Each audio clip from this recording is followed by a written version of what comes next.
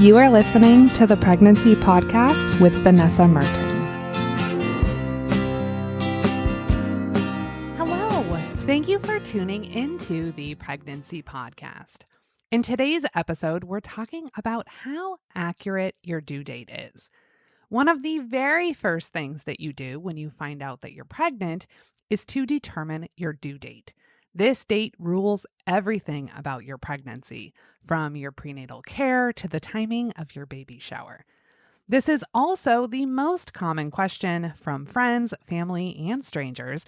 And as you get closer to your due date, there can be a lot of anxiety, especially if your due date comes and goes and you're still pregnant.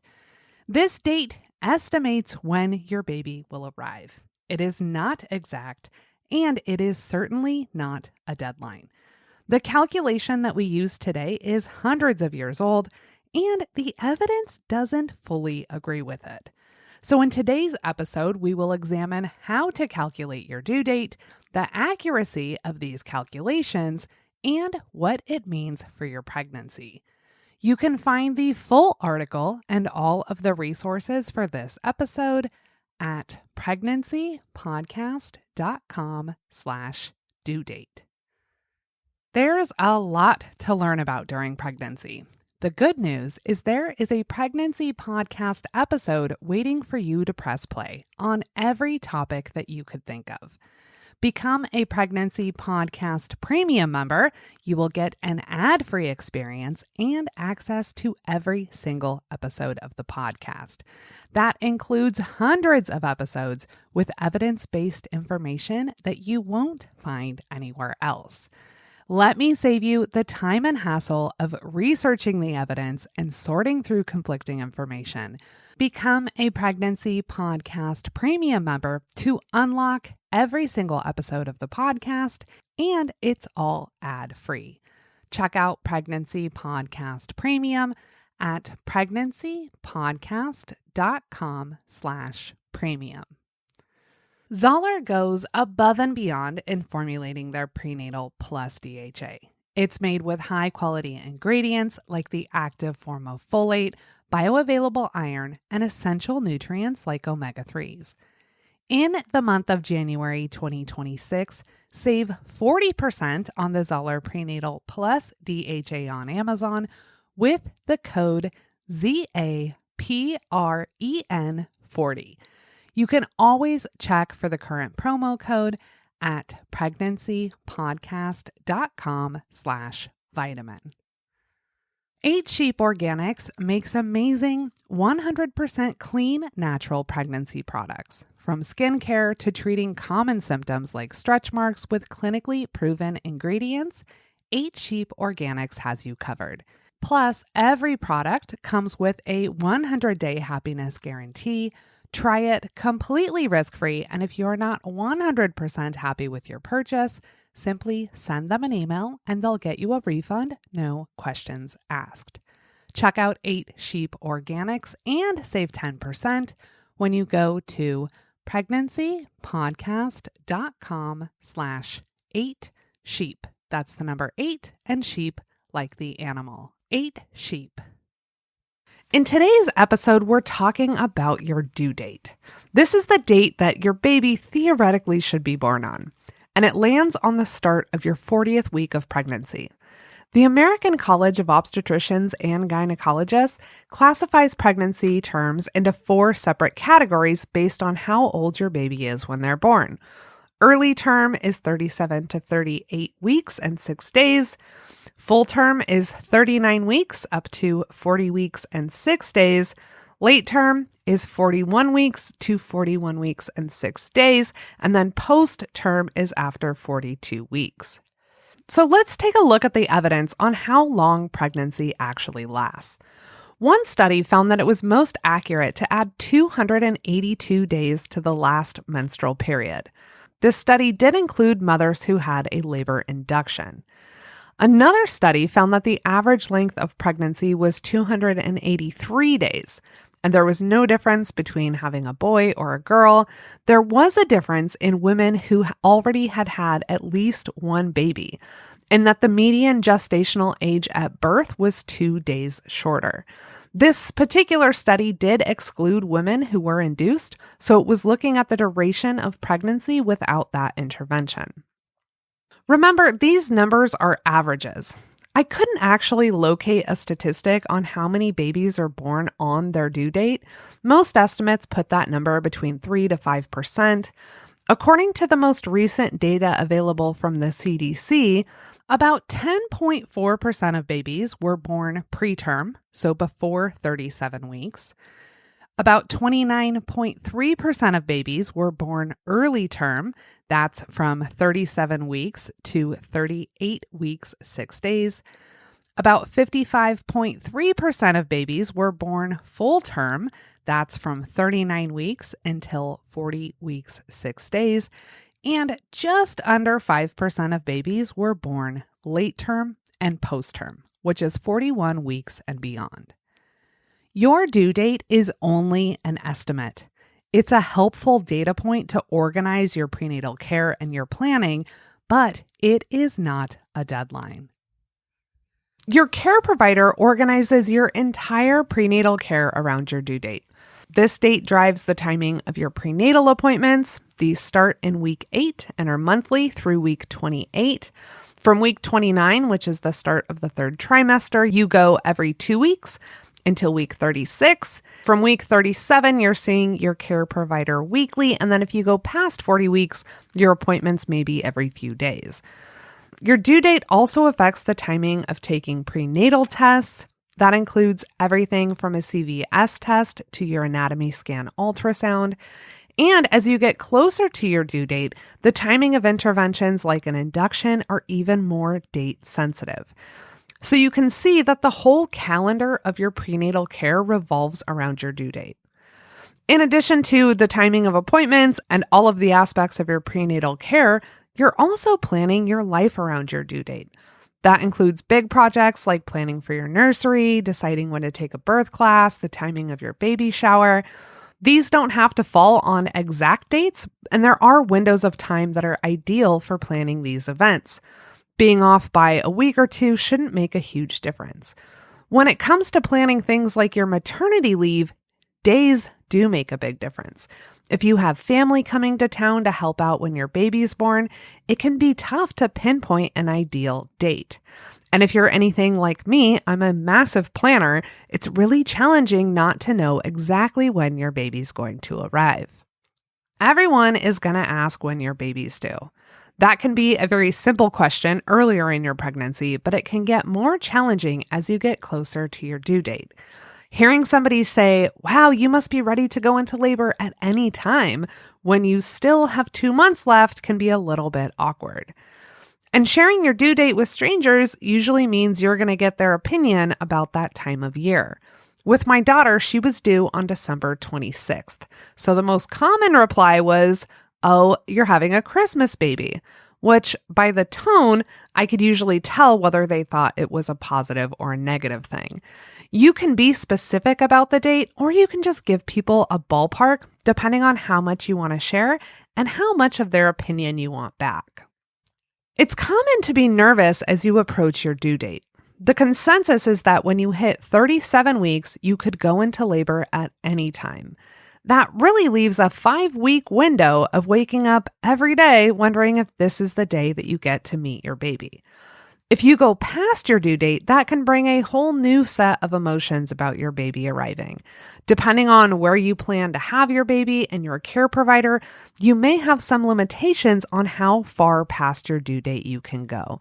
There are very few care providers in the United States that are comfortable letting you go past 42 weeks, and that is due to an increased stillbirth rate. The calculation most commonly used today to calculate your due date is Nagel's rule. So there was a professor of botany and medicine in the Netherlands that first developed the formula to calculate the due date. This was back in the 1700s. There's some speculation that he based this formula on observations found in the Bible that human gestation lasted 10 lunar months, or 280 days. A German obstetrician in the late 1700s, with the last name Nagel first put this formula into practice. And so today we know this formula as Nagel's rule. The easiest way to calculate your due date using Nagel's rule is to take the first day of your last period, add 7 days, and then go forward 9 months. That works out to be roughly 280 days from the start of your last menstrual period. Nagel's rule isn't perfect, and it operates on several assumptions. It assumes a 28-day cycle with ovulation on day 14. It doesn't account for leap years or for different days in each month, and it's difficult to know when conception occurs. Sperm can actually survive for up to 7 days before fertilizing an egg. So the time from ovulation to implantation could potentially be as long as 11 days. This formula also assumes that you know the exact date that you started your last menstrual period. In a study that looked at how accurately women could recall that date, 56% were accurate, 74% were within 1 day, and 81% were within 2 days.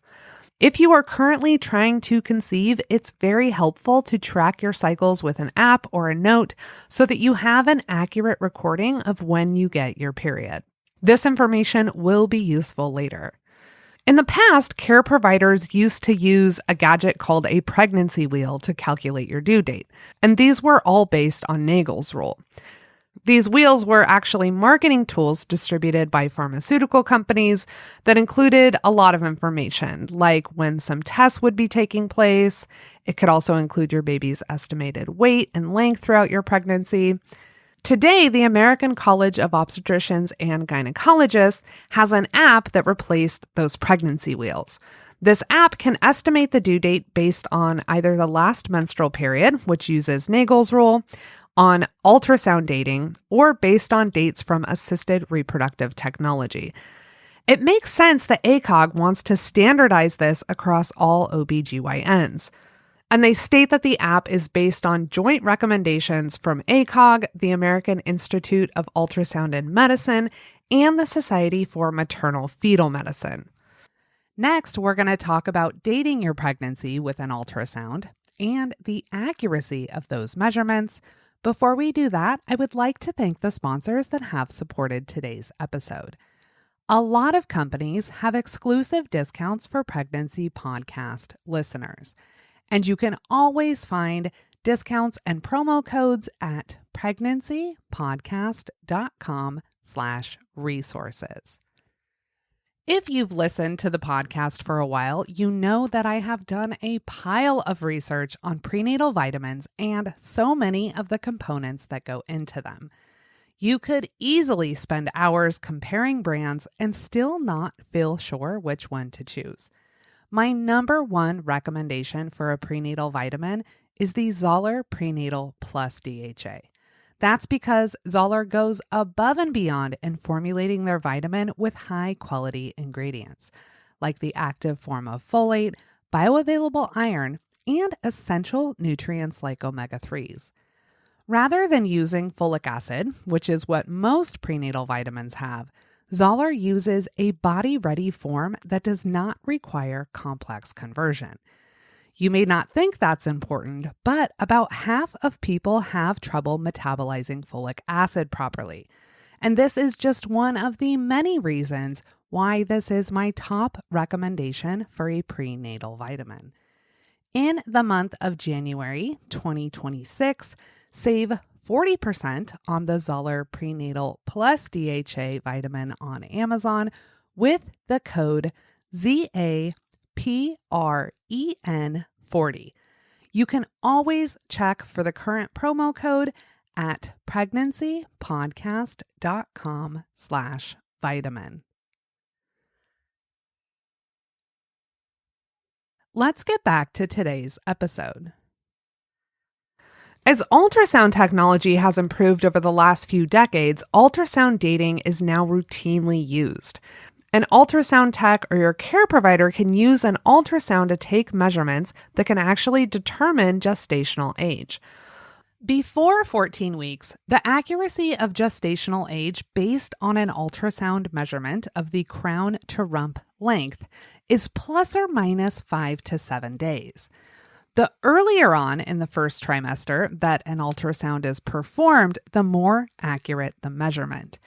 Once you get into the second trimester, dating is based on formulas that incorporate different variables, like biparietal diameter and head circumference, the length of the femur, and abdominal circumference. These measurements are less accurate. If a measurement is taken between 14 weeks and 21 weeks, 6 days, the accuracy is plus or minus 7 to 10 days. From weeks 22 to 27, the accuracy is plus or minus 10 to 14 days.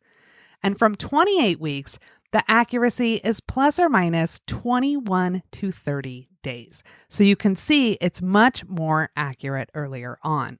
Typically, once a date is established, your provider would not continue to take measurements or to adjust your due date. A big question is, are ultrasounds better than calculating from your last menstrual period? In the medical community, the current gold standard for estimating your due date is by ultrasound. And no research that I reviewed in preparation for this episode found that dating from the last menstrual period was more accurate than ultrasound dating. There is quite a bit of evidence that shows ultrasounds are more accurate at dating a pregnancy than going off of your last menstrual period. One study showed that when an ultrasound was used instead of the last menstrual period, the number of post-term pregnancies decreased from 10.3% to 2.7%. The thinking is that the more women that delivered within 42 weeks, the more accurate it's believed the calculation is. There is one issue with ultrasound dating. According to the most recent CDC data available, 77% of women begin prenatal care in the first trimester. But this means that nearly 1 in 4 women would not have access to ultrasound measurements for a due date from the first trimester. So they would be estimating their due date from their last period or from a later ultrasound, which would be less accurate.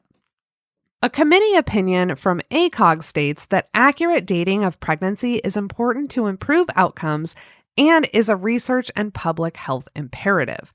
As soon as data from the last menstrual period, the first accurate ultrasound examination, or both are obtained, the gestational age and the estimated due date should be determined, discussed with the patient, and documented in the medical record. They also state that subsequent changes to the estimated due date should be reserved for rare circumstances. So what happens when your due date from your last menstrual period and your ultrasound due date don't match up?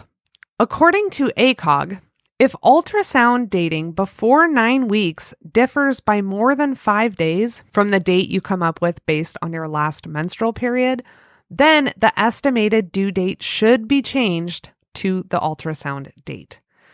If you have ultrasound dating between 9 and 14 weeks, then it has to differ by more than 7 days from the date using your last menstrual period in order to change the due date to the ultrasound date. Since the accuracy of ultrasound dating declines even further in the second and third trimesters, there would need to be an even more significant difference between that ultrasound date and the date based on your last menstrual period to change the date to the ultrasound date. Your care provider is very motivated to nail down your due date in the first trimester. And if you have additional ultrasounds in the second or third trimesters, they're not going to change your due date with new measurements. Also, keep in mind that not everybody chooses to have ultrasounds. Like everything, this is something that you can opt out of if you wish to. Wanting to get a more accurate date, especially if you're unsure of the date of your last period, may be a reason to opt in to a first trimester ultrasound. There is a full episode that really dives into the research and evidence available on ultrasounds, their accuracy, and their safety, and I will link to that in the article for this episode. In one study, researchers suggested an alternative to using Nagel's rule. They argue that a more evidence-based approach might be to assign a range of due dates, perhaps in the interquartile range, in which half of the women will deliver, or to describe the due date as a median, before which half of the women will have a baby. Clinical prediction of due dates might also consider the length of a woman's other pregnancies. Examining the data in this study, the average length of a woman's other pregnancies was strongly related to the gestational length in her current pregnancy. So as more research is done and technology improves, hopefully we're going to have more accurate ways of determining pregnancy length and calculating an expected due date in the future. Perhaps we'll even use a range of dates rather than pinpointing a specific date your baby is supposed to arrive. So what do you do with all of this information? I know in this episode I've run through a lot of different data. There's a few key takeaways that I'd like you to keep in mind. The first is that your due date is a valuable data point to organize your prenatal care and for planning, but it's only an estimate. It's not an exact date, and it's certainly not a deadline. If you're trying to get pregnant, track your cycles. You can also track when you're having sex to try and pinpoint a conception date. You can use an app to track these dates. You can make a note. You can mark it on your calendar. But if you are trying to conceive, this data will be helpful when you do get pregnant. If you have no idea when your last menstrual period was, or if you had irregular periods, or you didn't find out you were pregnant until much later on, don't stress about it. Your doctor or midwife can obtain a relatively accurate due date with an ultrasound. And the last thing is, your due date being exact might not seem significant early on. But as you reach those last weeks of your pregnancy, your due date has a considerable influence on interventions like inducing labor. That's why it's so crucial to get this date as accurate as possible early on in your pregnancy. As always, your doctor or midwife is your partner in your prenatal care. They are your expert resource. Please discuss any questions or concerns about your due date with your care provider. If you're confused about how they come up with your due date, please bring it up and have a discussion about it. To recap today's episode, we talked about your due date. We went into a little bit of the history of how these calculations came up and talked about some different evidence showing that the average length of pregnancy may actually be a little bit longer than the presumed 280 days that's used in Nagel's rule. We also talked about ultrasound dating and how those dates are reconciled if your date from your last menstrual period and your date from your ultrasound are different. I want to thank you for tuning into the Pregnancy Podcast today. I hope that you find this episode helpful. As always, you can contact me, Vanessa, at pregnancypodcast.com. You can read the full article and see all of the resources that accompany this episode at pregnancypodcast.com/due date. If you would like more evidence-based information, or you just want an ad-free experience, check out Pregnancy Podcast Premium. Premium members get access to hundreds of episodes that are not available anywhere else. Plus, every episode, including new ones each week, are all ad-free. Check out Pregnancy Podcast Premium at pregnancypodcast.com/premium.